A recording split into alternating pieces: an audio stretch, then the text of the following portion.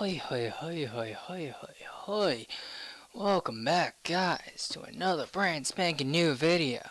And today, people, I was in the mood. I was editing out a video. It was gonna be a MonsterVerse video that I had done the recordings for a while back, and I just needed to edit it out. And I wanted to do some a little bit more. I wanted to expand on what I could do as a content creator with a few more musics, a little bit more edits, better edits, transitions, all that stuff. I really wanted to make this a little bit better and start expanding upon the content so I could get used to it, so I can just bang it out faster, so that I can start giving you guys a little better stream of content. Because indeed, guys, dudes, next week, G-Fest. And I'm sorry, this year, with all stuff going on, I can't do a G-Fest cometh, like week of G-Fest cometh. Like, I was like, I want to do Kaiju Soul videos, blah, blah, blah. And, I mean, I will probably do that. I mean, I know the Kaiju Soul guys are probably working hard right now. I haven't talked to them in a bit, but I'm going to be talking to them in the next coming days, because I know they're probably going to be at G-Fest, and that means more cards I get to buy. Woo!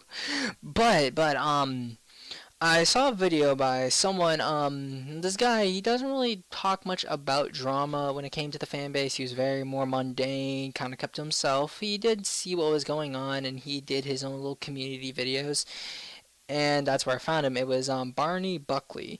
I like the guy. He's an older Godzilla YouTuber. He does have as much subscribers as some of the other Godzilla YouTubers, but, I thought he was an overall good guy. He kind of was cool about his information, and he just presented it in a more mature manner, and I was like, oh wow, I really like this guy. And then started his Godzilla 1998 miniseries.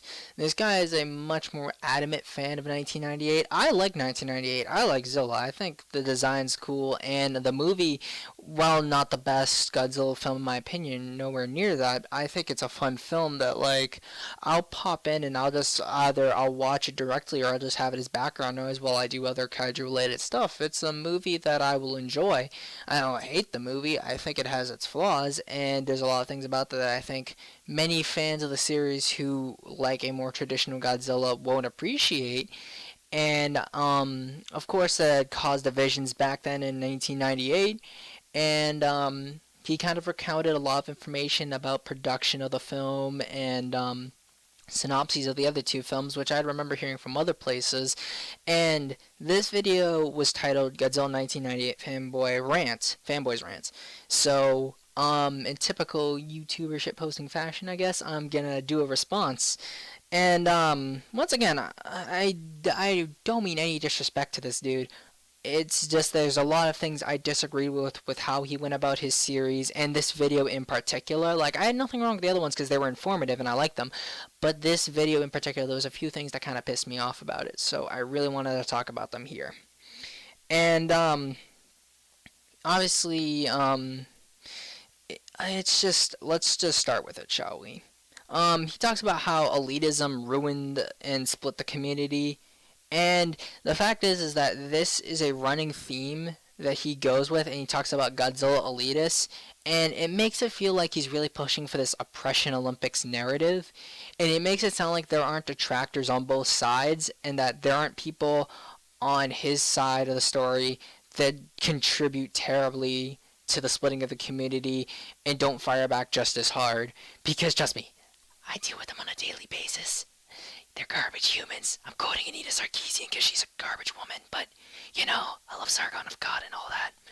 But, yeah, it just kind of feels like it's a very biased, viewpoint he's taking, and there's a few things he takes out of context which do support his argument, if you were to call it that, but when you really look at them more, from a third-party perspective, not really hating the film, but seeing that it has its flaws and stuff, you really have to peel it back.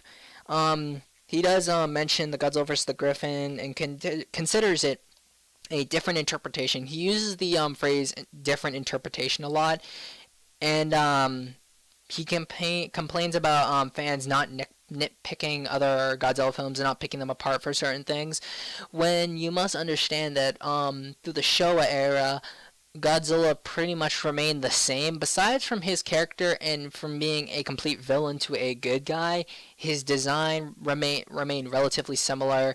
His rogues gallery was pretty similar. His power set was similar with upgrades. He never really got weaker in a sense. His villains got stronger and he had to compensate to fight them. I think Gigan's a good example of it because I love riding Gigan's rod. Gigan! But that's the first thing I want to look at. And the fact is that Godzilla, Alto's Godzillas in 2014, Marvel and Hanna-Barbera, they all followed that atomic origins. They all aren't the same. Like 2014 has a different atomic origin to 54, Hanna-Barbera and Marvel. We don't really know their origins. But the fact is that with Hanna-Barbera and Marvel, they do keep a standard to their design, an upright, quote-unquote dinosaurian meta look to them. And Hanna-Barbera and Marvel are green, and I mean a lot of people think of Godzilla as being green, but that wasn't true until Godzilla 2000. However, I always say 62 was green, but that's beside the point. They just kept their uniform design of being an upright dinosaur with spines on his back that were kind of make-believe in shape. And the fact is that each Godzilla throughout time, he was either a nuclear symbol or he was a metaphor for what he was at the time to the people there. So he went from a nuclear symbol in the early Showa series to more of just a kaiju to a hero. And then in the Heisei series, he was a nuclear symbol that was also an anti-hero that would die and leave his legacy on to his son, who he saves. And then in the Millennium era, he's nuclear symbol, the second coming of a terrible disaster, the resurrection of a beast resurrected by the souls of dead World War II Japanese people. In 2014, he's a prehistoric creature. So I mean, like, they all follow a very similar-esque format to them. And they keep it all uniform, while with Zilla, it's a drastic departure where he has atomic origins, but the fact is, it's not like he's a dinosaur. He's completely unrelated, being a mutated marine iguana. So that throws people off. Not to mention his design is overly theropod-like, which, I mean, it does help paleo people ride that. I mean, I want to be a paleontologist and all that, but I mean, like, I don't want to ride the theropod rod too hard. He mentions that 1998 did better than 2014 with inflation. We must take into account that 2014 was supposed to come out in 2012, and that they did push that back to 2014. Not to mention there was less faith in good American adaptations of Japanese material after 98. Not to mention Dragon Ball Evolution, which is something I'm going to compare 98 to a lot, is Dragon Ball Evolution came out. And that was one thing. I mean, like, it set the bar where there was going to be no good live-action adaptation of any anime material. With Dragon Ball Z, like, Dragon Ball not getting a good adaptation from Hollywood. And, I mean, Godzilla really didn't get that good treatment either. But Godzilla came first, and then Dragon Ball. So that just cemented the fact that Hollywood did not have a good track record leading up to 2014 with having good adaptations. And I think if Dragon Ball Evolution had not come out, if 98 hadn't come out, I think if 2014 came out as it did then, I think most likely it would have probably sold a lot better than it did in 98's case. If either it came out in 2012 or in 2014, 98 never happened. So that's something you need to take into account. Hindsight's 2020, so we can't really say that, oh yeah, 98 would always do better than 2014 under any circumstance.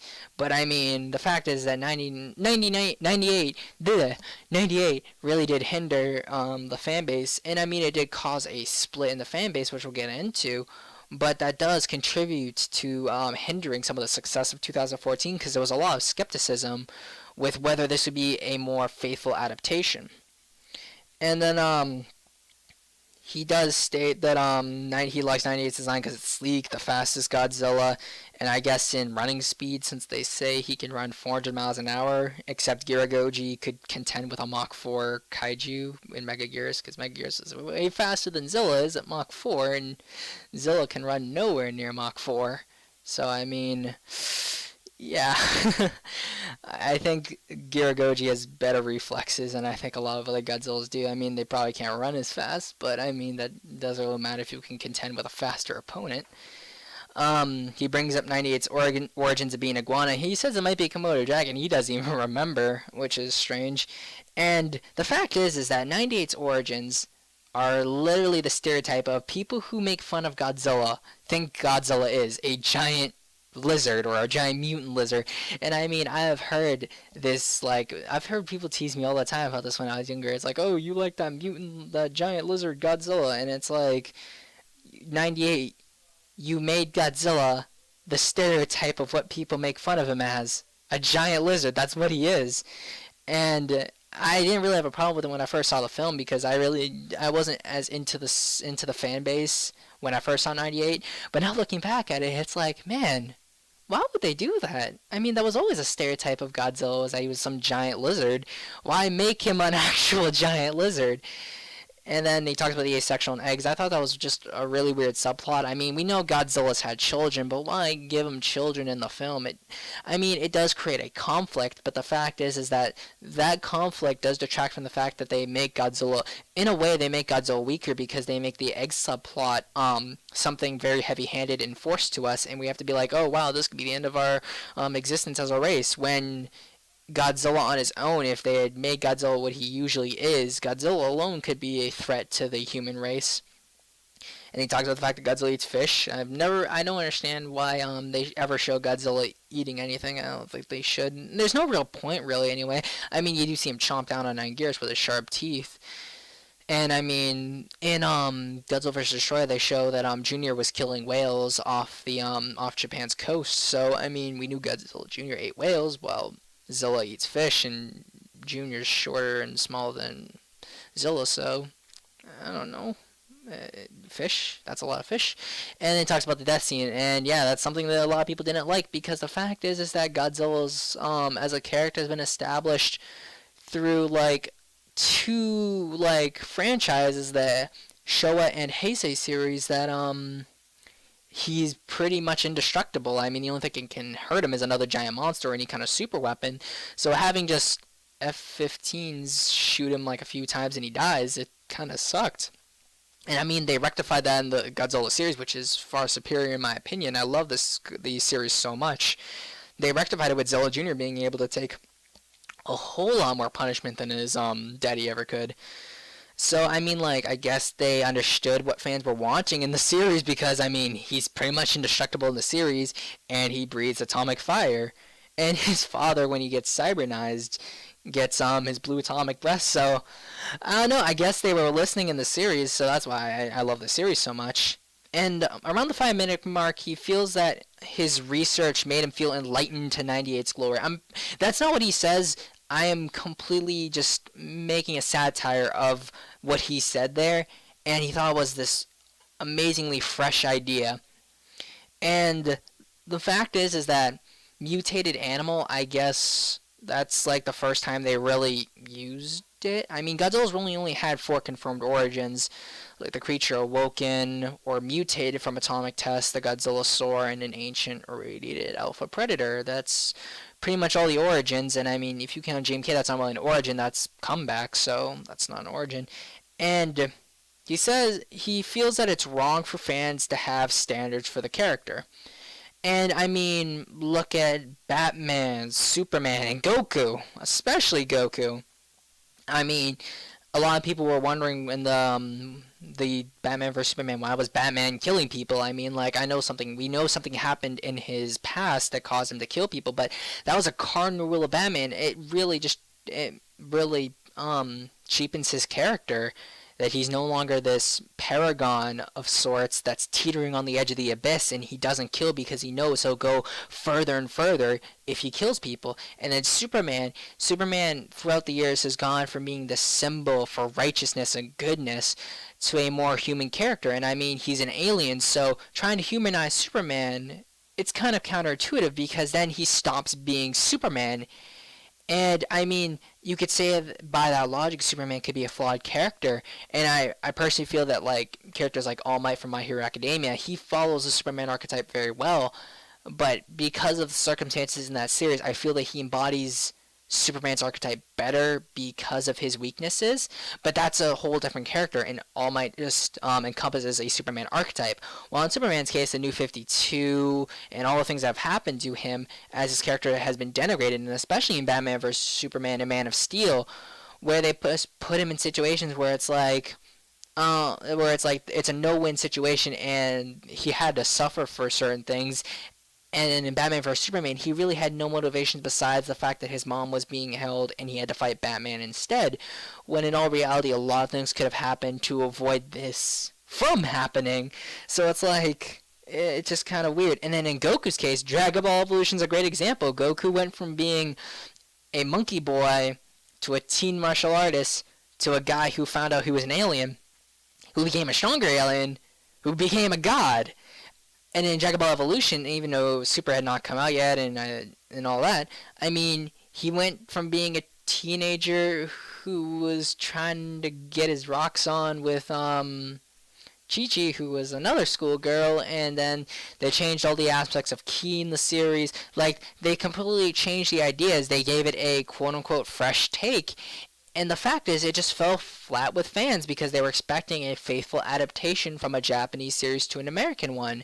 And I mean, unlike Evolution, Godzilla had his adaptations with Marvel and Hanna-Barbera. Those were American adaptations. And I mean, like, they're semi-faithful, but I think, like, people wanted a live-action, big-screen Hollywood Godzilla film, and a lot of people were let down because what they saw wasn't really the Godzilla film they were expecting. The only character I feel like a paradigm shift really happened for is Gamera. That was like for Kaiju, for instance. That's one I could say it went really good for him because Gamera went from this kind of cheesy friend of all children, and then in Gamera 3 he becomes just, oh my gosh, I'm going to kill every single human if I can kill those ghosts. I mean, that scene when he shoots through the building killing the civilians to kill the ghosts, that scene to this day still captivates me because it's a nice character study into who Gamera is as a character. It was good characterization. And Godzilla 2 has a character, and 98 just doesn't follow up on his character. They don't use his character, and that's to the detriment of Roland Emmerich, who really wasn't a Godzilla fan, while the people who made 2014 were. And the fact that they didn't want to tread on Godzilla fans' expectations, but they wanted to make their own genuine spin on it, but be respectful, while Roland Emmerich just kind of did what he wanted with the series. Moving on, he talks about Facebook drama, and he felt obligated to defend 98 because people were trashing 98. And the fact is that both people, him and anyone he argued with, are both exercising their First Amendment rights. Power to them. And the fact is that he felt burnout, but the fact is that for reasons that are entirely his doing, he is the one who made himself go over there and defend 98. He didn't have to. I mean, he could have said, I like the film and that's that, and not initiate with these people who hated the film. He could have done that and been happy with what happened. He didn't have to go over there and start arguing, because the fact is that you're gonna feel burnout if you argue with people and then you won't like the series because of the arguing. So you need to understand that pick your battles, because you may not like what happens afterwards. You may feel burnout because you're having to be passionate and angry at another fan of a series you both claim to enjoy, and that can hurt people. It can. I understand that, but the fact is that what he did and the burnout he felt is entirely on him. That is his fault primarily for doing what he did and continuing to argue with these people and feeling that burnout. He could have simply blocked those people and ignored it and just said, I like 98, that's my opinion. And he did that later on, and I commend him for that, but still. And he mentions at first how he disliked 2014, and interestingly enough, he says at 7:35 in the video, he says there are certain elements of Godzilla you're supposed to see, and he says that the 98 is a different interpretation. However, he says here with 2014 there are certain elements of Godzilla you were supposed to see, but he says traits aren't elements, I guess, because he says traits like indestructible fire, like atomic breath, those don't matter because they're traits, not elements, I guess. But they are traits to Godzilla that really encompass his character. And I mean, you can tamper with those. You can't make Godzilla completely indestructible and just tanks everything. I mean, they played with that in the late 70s and in Zone Fighter, because Zone Fighter is canonical to the Showa series. So, I mean, you can play around with the elements of Godzilla and you can be respectful to it like 2014 did, or you can just throw everything away and just say, oh, this is Godzilla now, and have 1998. And then in around 744, he says it was a little too different at first. And I mean, you felt 2014 was a lot different at first. Well, what about the people who first saw 98 and still feel it's a little different, and the design just never grew on them because they don't ride the theropod rod? It's the same feeling. And the fact is that he says like 2014 had small feet, small head, comparison to the body, and the body was too fat. Someone who is criticizing 98 would say lanky arms, lanky legs, too short of a tail for balancing, too blocky of a head, and improportionate spines. Like, there's a lot of things you could say about 98, which are just as valid as saying about 2014. I like both designs anyway because I like all things about Godzilla, so that's that. And then he also says he didn't really like the Mutos because they were too alien. Gigan, Monster X, most of the monsters in the Zone Fighter series. Yeah, they were in Godzilla movies, and I mean, Zone Fighter was its own series, but Godzilla was in it, and it's canonical to the Showa series, so what gives? I mean, why are the Mutos so, like, different to any of those monsters? Is because of the black skin, red eyes, kind of insectoid features, but not insects, I guess. And then he does mention the 2014 toy line, but that's no real issue. He says some things he likes, some things he didn't like. And I mean, I have the Bandai figure, and I enjoy that thing to death, and I have a few other ones that I bought from like my local Toys R Us and stuff. And then he mentions that Kong was better than 2014. Just a little off-topic thing. But he doesn't give any examples to back that up. He doesn't say, oh, well, I like the story better, or these characters were more entertaining, the plot was more focused. He doesn't say anything like that. He just says Kong was better than 2014. And that's my opinion. I mean, like, if you're gonna, you go with these very committal statements, but then you're not committal with what you're saying. To cover yourself, you say it's a opinion. And then he says that he reads a comment and he says, oh, 98 is exceptional, and it's more of a kaiju film than 2014. He said this twice in his videos. And the fact is that he doesn't give any reasons why 98 was exceptional.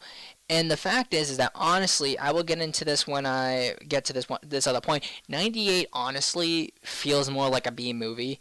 Like, it feels like a sci-fi original movie with a really big budget, honestly. And if you were to take away the name Godzilla, don't call Beast from 20,000 Fathoms, just give it its own name, not Zilla, not Gino, any other name, like Iguanodon. That's an actual dinosaur. Iguana Rex. Let's call it that, Iguana Rex. And I'll get to that name in a little bit. And then he obviously mentions the whole Zilla Godzilla 98 name debacle thing, and it's only a technicality on how copyright system works. So really, the character as referred to now should be Zilla. I mean, you could say back then it was still Godzilla 98, but the character is Zilla now. So might as well just call it Zilla for the sake of convenience. And then he says that people are saying that the Godzilla 98 film they're dismissing and saying it doesn't exist. False. They're saying the film is not a Godzilla film. They are not stating that the film never exists, because it obviously exists. You can't deny that. They're saying that it's not a Godzilla film in their opinion because it doesn't have the attributes of the character, doesn't have the attributes of Godzilla. And then he says, it's Godzilla, get over it. And I mean, I honestly say that, like how you don't really like to think of 2014, Zilla does not have a lot of attributes that are similar to Godzilla, besides in the fact that he has spines on his back and is reptilian in nature. He doesn't really have many of Godzilla's attributes, besides from the fact that during the movie's production, that was his name, and spines and reptile. And he says that 98 has the most unique design to date. Oh my goodness. 98 has the most unique style or design to date. That is really presumptuous, not to mention very, very unfair when you're trying to compare it to the Showa series of Godzilla films, which a lot of the suit, like one suit was used through a lot of the other films, and they try to be very similar to each other and keep up the similar motif of the character throughout the films. There was a few changes through the Showa series, but they stay relatively similar. The Heisei series, aside from 84, the entire Heisei series pretty much had the same Godzilla suit. Except for Burning Godzilla in 84, it's the same Godzilla pretty much with slight differences in the suits. And then there's 2000 in Giragoji, and then there's Akira Trilogy, GMK, Final Wars. Once again, they are following that Godzilla look to them. I mean, 2000 was more radical, but I mean, they wanted to make a radical look to depart themselves from 98 so they could show this is Godzilla as he usually is. And Godzilla 2000 is my favorite movie, so love Godzilla 2000. And then there's Marvel and Hanna-Barbera, which are trying to be similar to the original Godzilla. They are not trying to stray far from the design that the original Toho people made, or really designs they made. And the fact is that, I mean, 98, anyone from DeviantArt, I can name so many people from DeviantArt who can make a better 98 than 98. 98 is so meta. I mean, so OC. I could mock that up in my sleep. Literally, the design is not that crazy. I mean, you just go theropod, box head, spines on back, give him a little armor, and boom, you've got Godzilla 98. I can name so many people on DeviantArt who have made way, way, way better departures from Godzilla that at least stayed true to Godzilla in a way, but they were so far off that they were almost unrecognizable as Godzilla, and they were cool. And then there are people who made designs that were similar to Godzilla, but were more faithful than 98. And honestly, the fact is that he also says that the 98's like such a realistic depiction of a giant monster. And I'm saying right now, I've seen way better realistic Godzillas on DeviantArt. And he also says that it's that 98's a monster and it's not an animal, and that this is a different interpretation. And the animal part I will get into later as well. It's just a little basket of contradictions. And then he goes on to saying, oh, detractors are picky and all that. And I mean, just a difference of opinion right there. I mean, Adam Noyce does not like King Kong vs. Godzilla, and that King Kong vs. Godzilla is like my second favorite Godzilla movie. So, I mean, I don't know why you're complaining about detractors. Some people don't like Toho Godzilla movies, and there's probably nothing on this green earth that will ever will stop them from hating on Toho Godzilla films. So, that's that. Once again, detractors on both sides, but you fail to realize that. And then he does bring up the Beast from 20,000 Fathoms argument, which he does agree on, which is true because pretty much the films are by kind of very similar plot beats besides for the egg thing. And he then tries to trigger some Godzilla fans and elitists who'll be like, oh, 2014, we'll lose to Kong. But then he says, oh, it's all up in the air, it's just my opinion. And I'm not going to make any kind of concrete conclusions, but most likely Godzilla will probably have the advantage as a fighter compared to King Kong. And I know he's trying to trigger those fanboys. Like, he knows he'll get those few people because he says a few inflammatory things, and I know it's to spite certain people. And then he says Godzilla doesn't have to be Godzilla, and says that certain, again, the attributes, the traits aren't important. Like, he doesn't need to have fire breath, indestructible, but then he before said that elements are supposed to be there. Well, please don't contradict yourself. And then he also says that someone said the acting was bad, and he said, oh, 98's acting is so much better than 2014. And I'm just like, can you give some examples, please? And he says, oh, Matthew Broderick's an A-list actor.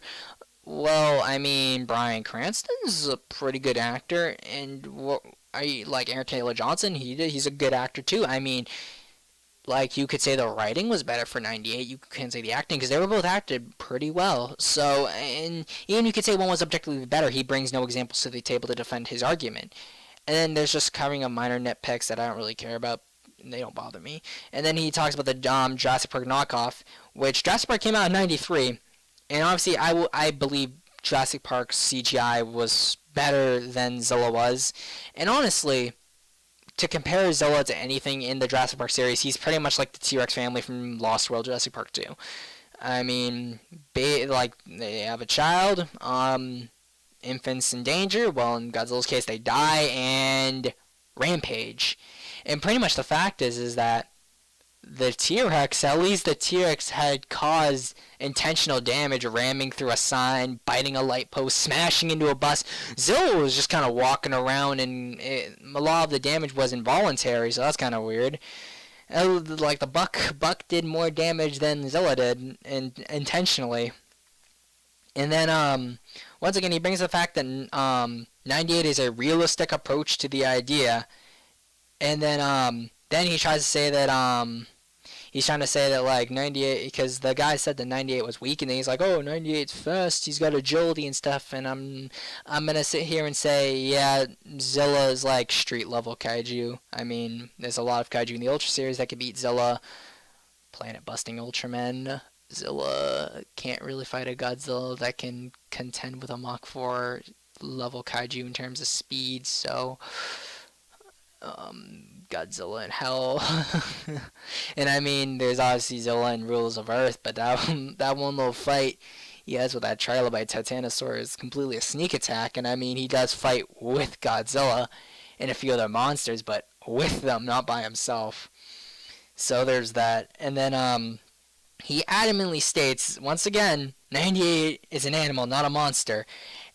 Once again, they're going for this realistic approach, and the fact is that 98 is kind of like Dino Croc and Gatoroid, because they're just kind of mutant animals too. They're not really quote-unquote giant monsters, they're just mutated animals.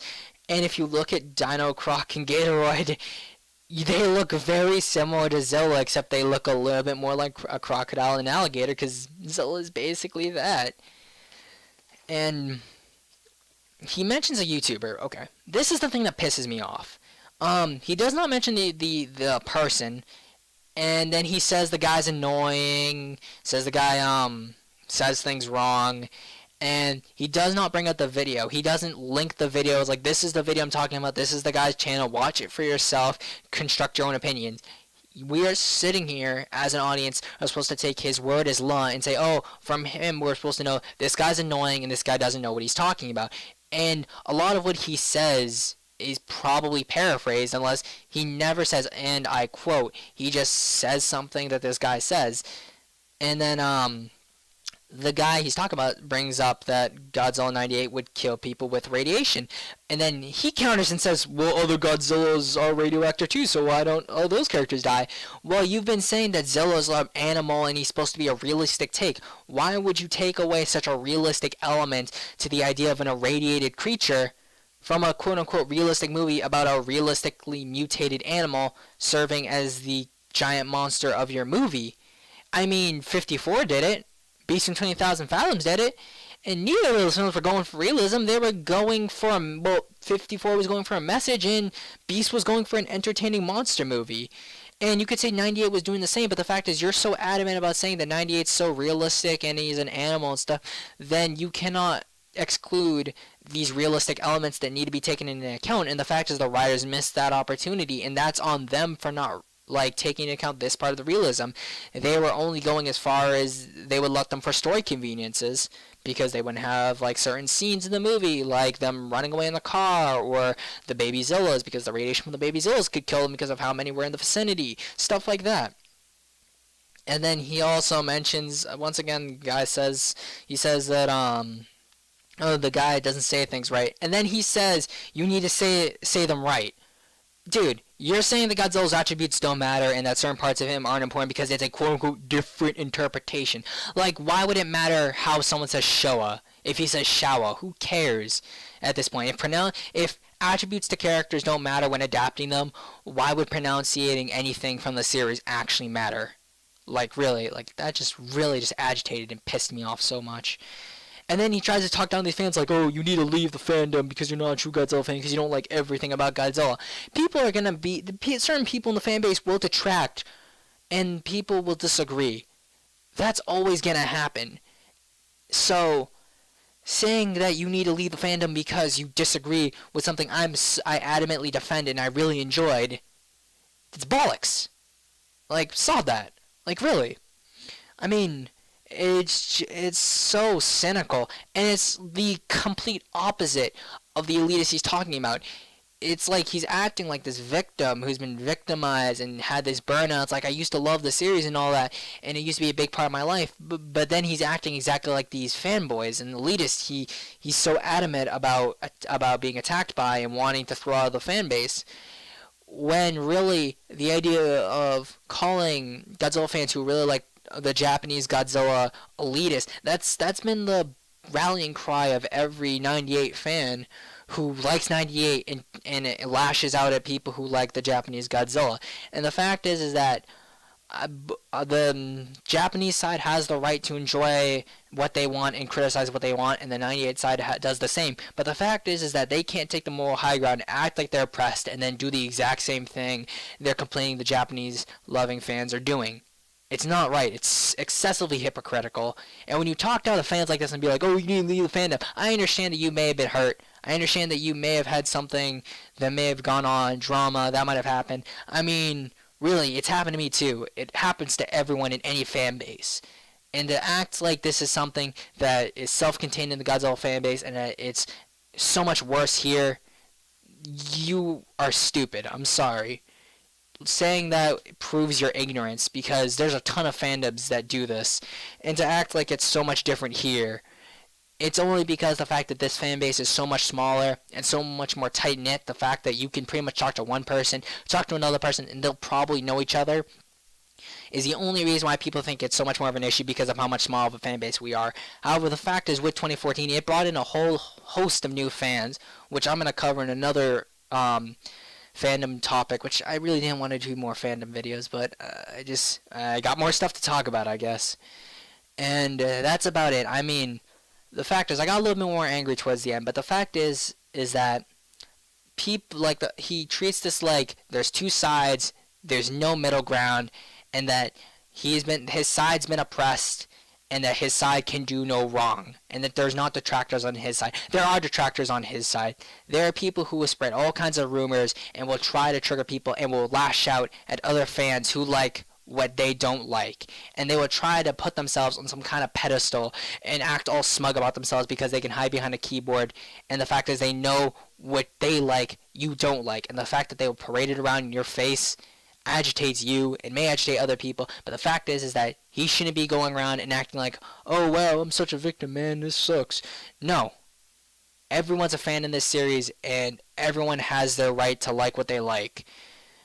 So that's about it, guys. I'm probably gonna try to edit out more of the MonsterVerse video I was working on today. I'll probably work on it more tomorrow, and I'll probably get it out by Tuesday. And I want to get a few other videos out throughout this week, since I'm not really doing much aside from this Friday. So that's it, guys. Talk to you guys later.